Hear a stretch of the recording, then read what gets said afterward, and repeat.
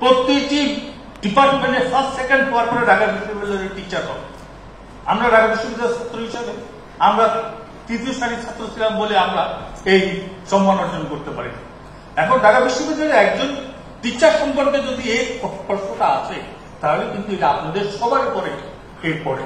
আজকে একজন ডিসি, আগামী দিন আপনি ডিসি হবেন ঢাকা বিশ্ববিদ্যালয়। সুতরাং এই নিন্দা প্রস্তাবটা যথাযথভাবে গৃহীত হয়েছে বলে আমি মনে করি। আমি ডিসির কথা বলতে পারবো কিনা বলেন। আপনাকে ধন্যবাদ। আমি একটু কথা চেয়েছিলাম। ডক্টর ওবায়েদ বলো, এরপর আপনি বলেন। জি, ধন্যবাদ আপনাকে। আমাদের যিনি একটু আগে কথা বলেন প্রফেসর মাহবুব, উনি একটা বিষয় অবতারণা করেছেন। বিএনপির মহাসচিব মহোদয় যখন কথা বলেছিলেন সেই প্রোগ্রামে আমরাও শুনেছিলাম। ব্যক্তিগতভাবে মনে করি যে বাংলাদেশের ঢাকা বিশ্ববিদ্যালয় বাংলাদেশ না, বাংলাদেশে আরো অনেক বিশ্ববিদ্যালয় আছে।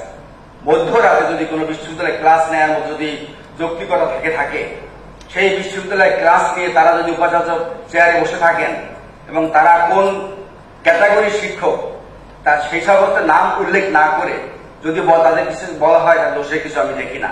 এট দ্য সেম টাইম অনেকে ঢাকা বিশ্ববিদ্যালয়ের অঙ্গনে শুধুমাত্র চপ, চা, সিঙ্গারা 10 টাকা বিনিময়ে বিক্রি করে উন্নয়ন দেখাতে চেষ্টা করে, তার বিরুদ্ধে কথা বলাটা অন্যায় বলে মনে করি না। ধন্যবাদ।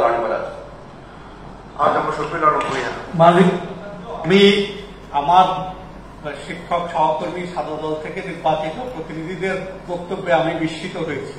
এই যে মির্জা ফখরুল ইসলাম আলমগীর যে বক্তব্যটি দিয়েছেন সেটি সুনির্দিষ্টভাবে ঢাকা বিশ্ববিদ্যালয়ের উপাচার্য নিয়োগকে কেন্দ্র করে। আমি আশা করেছিলাম যে তারা নিন্দা প্রস্তাব নিজেরাই আনবেন অথবা নিন্দা প্রস্তাব সমর্থন করবেন, সেটি না করে সাফাই গাচ্ছেন মির্জা ফখরুলের পক্ষে। এটি অত্যন্ত নিন্দনীয়। এই নিন্দা প্রস্তাবটি গ্রহণ করা হোক মাননীয় উপাচার্য। ধন্যবাদ। মাননীয় উপাচার্য, আপনার ব্যাখ্যাটা একটু বলি। আমাদের সম্মানিত সদস্যটি বললেন সাদা দলের একটি সভায়, এটা ঢাকা বিশ্ববিদ্যালয়ের সাদা দলের কোন সভা ছিল না, এটি আরো বড় স্কেলের একটি রাজনৈতিক প্রোগ্রাম ছিল।